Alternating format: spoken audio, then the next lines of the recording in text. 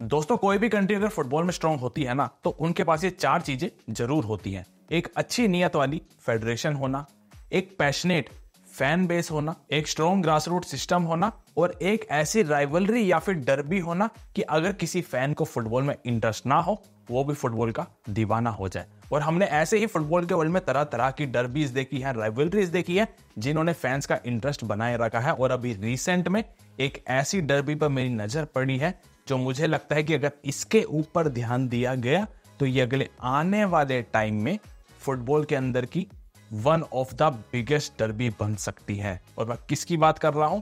India versus Bangladesh, the south Asian derby. इस derby के अंदर मुझे इतनी पोटेंशियल दिखी है, काफी सारी चीजें दिखी है कि अभी मैं करूंगा इनके ऊपर एक एक करके सारी चीजों पर बात। लेकिन भाई, मैं सबसे पहले तुमसे पूछता हूं, तुम्हें क्या लगता है कि जो ये साउथ एशियन डर्बी है, इंडिया वर्सेस बांग्लादेश, तुम्हें क्या लगता है इसके अंदर कितनी पोटेंशियल है कि अगर इनके ऊपर ध्यान दिया गया तो ये फुटबॉल के कल्चर को किस तरीके से डेवलप कर सकता है अगले आने वाले सालों में? सारी चीजों पर भाई तुम कमेंट सेक्शन में अपने अपने थॉट बता सकते हो। साथ में भाई तुम लोगों से रिक्वेस्ट है, जिसने भी चैनल को सब्सक्राइब नहीं किया ना, चैनल को सब्सक्राइब करते हुए तुम लोग सब्सक्राइब करते ना तो भाई बड़ा अच्छा लगता है। इनको सब्सक्राइब इसलिए भी कर लेना ताकि इंडियन फुटबॉल या फिर साउथ एशियन फुटबॉल से रिलेटेड कंटेंट तुम सभी के पास आता रहे। ठीक है भाई, अभी देखो मैं सबसे पहले बात करता हूं ये इंडिया वर्सेस बांग्लादेश की राइवलरी के ऊपर कि ये मुझे क्यों लगता है कि एक ऐसी राइवलरी का जन्म हो रहा है या फिर एक ऐसी डर्बी का जन्म हो रहा है जिसका शायद अभी किसी को अंदाजा लग नहीं पा रहा है। और इसकी हिस्ट्री काफी पहले से चलती आ रही है, जैसा हम सबको पता है।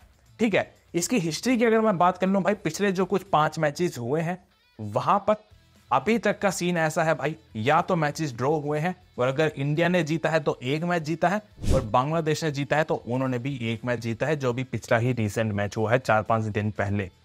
अब बात ऐसी आ चुकी है कि भाई रैंकिंग्स में भले ही दोनों टीमों में जितना मर्जी फर्क हो, ऊपर नीचे कोई भी हो, लेकिन रैंकिंग्स यहाँ पर मायने नहीं रखती, क्योंकि जब भी ये इंडिया और बांग्लादेश सामने आती है तो भैया ये रैंकिंग सब भूल जाते हैं। इनके दिमाग में बस एक चीज होती है, हमें लास्ट में मैच जीतना है। और इसी का सबसे बड़ा एग्जाम्पल अभी हमने रिसेंट में देखा, जब अभी ये इंडिया और बांग्लादेश वाला मैच ढाका में हुआ। उसका सबसे बड़ा एग्जाम्पल हमें फैंस के पैशन के थ्रू मिला कि भाई साहब 6 मिनट के अंदर पूरे मैच की टिकट सोल्ड आउट हो गई।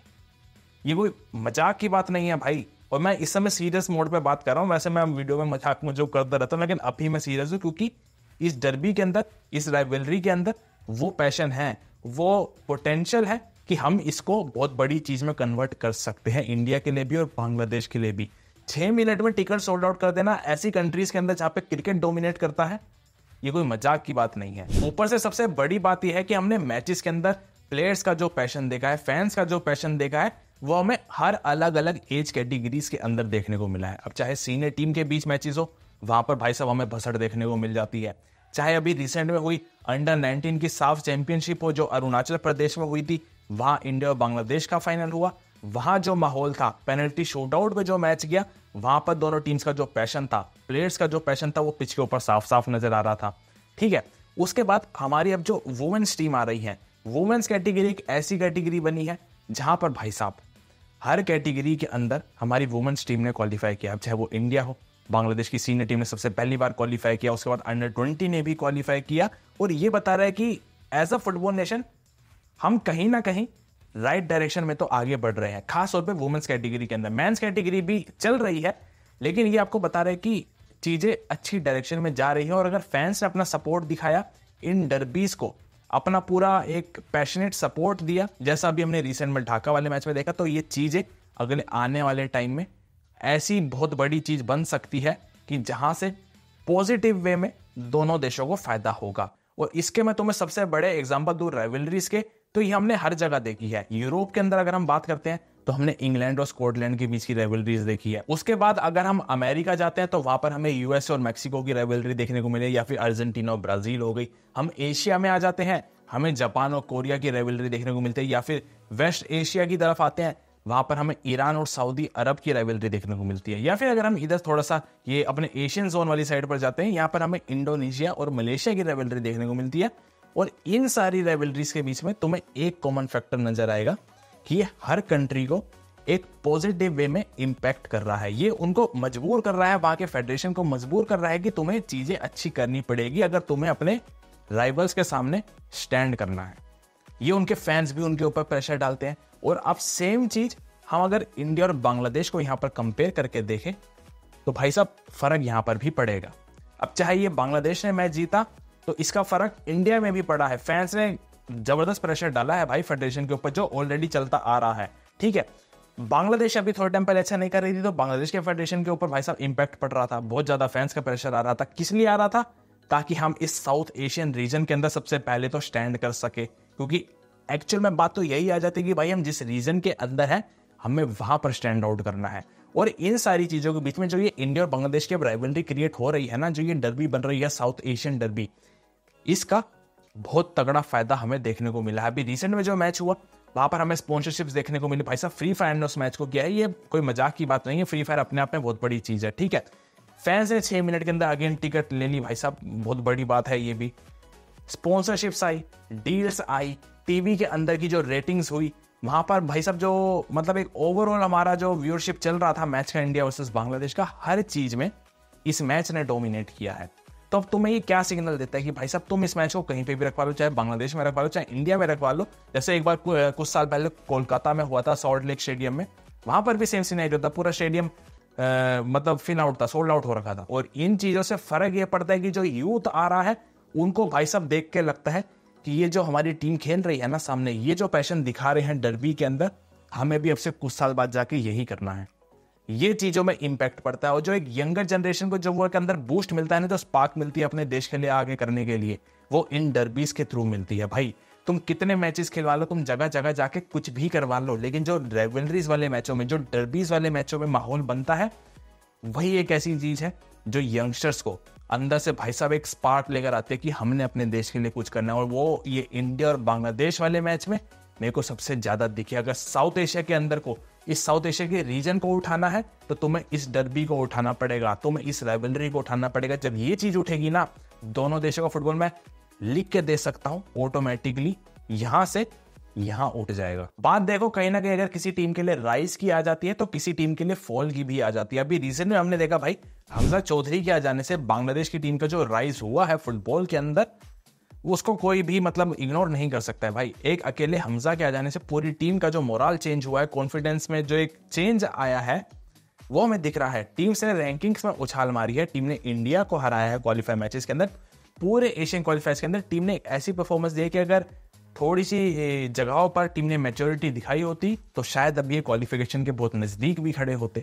ठीक है, तो हमजा के आ जाने से अगर बांग्लादेश का राइज हुआ है, तो दूसरी तरफ भाई इंडिया की टीम का कहीं ना कहीं डाउनफॉल चला है पिछले काफी कुछ टाइम से। रैंकिंग्स लगातार घटती जा रही है। ये रैंकिंग्स घटते घटते भाई अब इंडिया की लेटेस्ट फीफा रैंकिंग 142 पर आ चुकी है। ठीक है, और तुम्हें ये बता रहा है फेडरेशन ने अपनी गलतियां करी है। टीम के अंदर बार बार उन प्लेयर्स को लिया गया है जिन्हें फैंस देखना ही नहीं चाहते हैं। टीम के अंदर उन प्लेयर्स को लिया ही नहीं जा रहा है जो अपनी जगह डिजर्व करते हैं। और ऐसे में कहीं ना कहीं हमारी सीनियर नेशनल टीम सफर कर रही है बहुत ज्यादा। अगर एक तरफ ग्रोथ चल रही है बांग्लादेश की साइड से, तो एक तरफ इंडिया की साइड से लगातार डाउनफॉल चल रहा है, खासतौर पे सीनियर नेशनल टीम के अंदर। एक अंडर 23 की टीम ऐसी है जिसने बहुत ज्यादा पोटेंशियल दिखाई है। सारे फैंस बोलते हैं कि इनको सीनियर टीम के अंदर डाल देना चाहिए, लेकिन अभी तक ऐसा नहीं हुआ है। तो इससे मैं कहना ये चाहता हूं कि भाई अगर एक अकेले हमजा के आ जाने से, और भी प्लेयर आए हैं, शोम आए हैं, जैन अहमद आए हैं, काफी सारे प्लेयर्स आए हैं, इनके आ जाने से अगर एक बांग्लादेश की टीम को कॉन्फिडेंस मिल रहा है, बूस्ट मिल रहा है, उनको हर चीज में फायदा हो रहा है, स्पॉन्सरशिप्स मिल रही है, फ्री फायर खुद आके भाई तुम्हारे लिए मैच स्पॉन्सर कर रहा है, तो सेम चीज इंडिया भी तो कर सकती है। इंडिया के सामने अब ये लाइव एग्जांपल है भाई, और तुम्हें तो आसपास देखने की भी कहीं जरूरत नहीं है, बांग्लादेश तुम्हारे सामने है। अगर तुम भी अपने ओवरसीज प्लेयर बुलाते हो तो भाई तुम्हें भी ऑटोमेटिकली फायदा होगा। तुम्हारी जो क्या कहते हैं सीनियर टीम के अंदर की जो स्ट्रेंथ है वो ऑटोमेटिकली बढ़ेगी, फैंस का इंटरेस्ट बढ़ेगा। जब फैंस का इंटरेस्ट बढ़ेगा, व्यूअरशिप बढ़ेगी, ऑटोमेटिकली स्पॉन्सरशिप खुद तुम्हारे पास आएंगी, मैचेस की टिकट भी सोल्ड आउट होंगी भाई, हर चीज अपने आप होना स्टार्ट हो जाती है। लेकिन उसके लिए अगेन एक फेडरेशन की नीयत अच्छी होना बहुत जरूरी है, जो इंडिया की तरफ से बिल्कुल भी नहीं दिख रही है। देखो प्रॉब्लम्स हर जगह होती है, बांग्लादेश के फैंस भी अपने अपनी फेडरेशन से कुछ चीजों पर नाखुश होंगे, इंडिया वाले अपनी फेडरेशन से नाखुश होंगे, लेकिन इन चीजों का रिजल्ट निकाला जा सकता है। अगर बांग्लादेश के फैंस को लगता है कि भाई टीम के अंदर ये प्लेयर चाहिए, ये प्लेयर चाहिए, तो यार देखो रातों रात कोई भी पूरी टीम बदली नहीं जा सकती है। ठीक है, आप ऐसा नहीं कर सकते हो कि इस फीफा विंडो के अंदर ये 6 प्लेयर हटा के ये लिया है, अगली में ये 6 हटा के ये लिया है। ऐसा सीनियर नेशनल टीम के अंदर कभी नहीं होता है। प्लेयर एक एक दो करके ही इन आउट होते हैं और तभी एक स्ट्रॉन्ग टीम बनाई जाती है। इंडिया के फेडरेशन को अपनी तरफ से ध्यान देने, जैसे अभी रायन विलियम्स ने टीम को ज्वाइन किया, फैंस ने भाई वापस से काफी इंटरेस्ट दिखाया। रायन विलियम्स खेले नहीं मैच, वो अलग चीज है, लेकिन अगर ऐसे करके और प्लेयर्स आएंगे ना, सीनियर टीम अभी करंट लेवल पे स्ट्रॉन्ग हो जाएगी। और जो ग्रास रूट है वो आप कंटिन्यू करो भाई, वो लॉन्ग टर्म सोल्यूशन है और उससे बेस्ट सोल्यूशन कोई भी नहीं है। आप उसको कंटिन्यू रखो, लेकिन जो ये ओवरसीज प्लेयर आ रहे हैं ना, इनको भी बुलाओ भाई। इनके आ जाने से आपकी अभी करंट जो हालत है उस पर सुधार आएगा, आपके पास व्यूअरशिप आएगी, आपके पास स्पॉन्सरशिप्स और डील्स आएंगी और ऑटोमेटिकली आपको ऐसा ग्रोथ मिलेगा, रेवेन्यू आपका थोड़ा सा प्रॉफिट में जाना स्टार्ट होगा, जिससे खुद आप पॉजिटिव वे में इन चीजों को देखना स्टार्ट करोगे कि भाई राइवलरीज और डर्बीज अगर आप उन पे ध्यान दो तो वो बहुत कुछ करवा सकती हैं। और दोस्तों मेन बात अब आ ये जाती है कि जो ये राइवलरी बन रही है ना, मेरा सीधा सा मतलब अब ये है यहाँ से कि इन चीजों को अब इतना पॉजिटिव वे में लेकर जाया जाए कि एक टारगेट बना लिया जाए कि भाई जो 2030 का फीफा वर्ल्ड कप आ रहा है ना, उसके क्वालिफायर्स में आप जितना बेस्ट दे सको उतना दो भाई। क्योंकि रिपोर्ट्स ऐसी है 2030 में फीफा के 100 साल कंप्लीट हो जाएंगे। फीफा ऐसा करना चाह रही है कि भाई वो 2030 वाले एडिशन को 64 टीम्स का वर्ल्ड कप बनाना चाह रही है। यानी अभी 32 से बढ़ के 48 हुआ है 2026 और 2030 में ऐसी उम्मीद है कि वो 48 से बढ़ा के 64 कर दिया जाएगा। यानी एशिया के स्लॉट जो भी शायद 9 है, ये अब बढ़ के 12-13 पर जा सकते हैं 2030 में। और अगर 12-13 टीमें अगर एशिया से जा रही हैं तो भाई इंडिया और बांग्लादेश अगले आने वाले 5 सालों के अंदर, अगर मैं मानता हूं भाई अगर थोड़ा सा अच्छे से ध्यान दे लें तो एशिया के टॉप 12 में एटलीस्ट आने का ट्राई तो मार ही सकते हैं। अगर टॉप 15 में भी आ जाए तो भाई उसमें भी आप अपने से ऊपर की 1-2 रैंक ऊपर टीमों को तो हरा ही सकते हो, इतना तो मैं मानता हूं। तो करना मैं ये चाहता हूं भाई इस वीडियो के थ्रू कि इस राइवलरी को, इस डर्बी को एक ऐसा शेप दिया जाए कि इनको करवाते रहो भाई, कि ताकि फैंस का इंटरेस्ट बने। इतना भी जल्दी नहीं कि मजा ही खराब हो जाए, लेकिन इस वे में करवाओ कि हर एक एज कैटेगरी के अंदर, चाहे वो सीनियर हो, चाहे अंडर 17, 19, 20 हो, चाहे वुमेन्स की हो, यहां पर इस चीज को एक ग्रोथ मिले, एक पॉजिटिव ग्रोथ मिले। और जब पॉजिटिव ग्रोथ मिलेगी ना, तो मैं ऐसा मानता हूं इंडिया का भी और बांग्लादेश का भी फुटबॉल एक साथ ऐसे उठेगा कि वो अपने साथ साथ ना इस साउथ एशिया के रीजन को भी लेकर उठेगा, जैसे साथ में श्रीलंका की टीम भी उठे। और जब ये एक साथ उठेंगे ना, तो मैं ऐसा मानता हूं साउथ एशिया अगले आने वाले सालों में इतना स्ट्रांग होगा कि एशिया के अंदर ये अच्छा खासा अपना दबदबा बना सकते हैं। तो ठीक है भाई, आज की वीडियो में बस इतना ही। तुम लोगों के क्या थॉट्स है भाई? तुम्हें क्या लगता है जो ये इंडिया और बांग्लादेश की राइवलरी क्रिएट हो रही है, जो ये डर्बी बन रही है, साउथ एशियन डर्बी, इसके अंदर कितनी पोटेंशियल है? ये कितना पॉजिटिव वे में इंपैक्ट कर सकती है दोनों देशों को? सारी चीजें कमेंट सेक्शन में बता सकते हो। मैं उम्मीद करता हूँ तुम्हें वीडियो पसंद आई होगी। वीडियो पसंद आए तो वीडियो को लाइक कर देना, चैनल को भी सब्सक्राइब कर देना भाई, ताकि आगे वीडियो तुम लोगों के पास आते रहे। तब तक मिलते हैं अगली वीडियो में अगली कहानी के साथ। जय हिंद।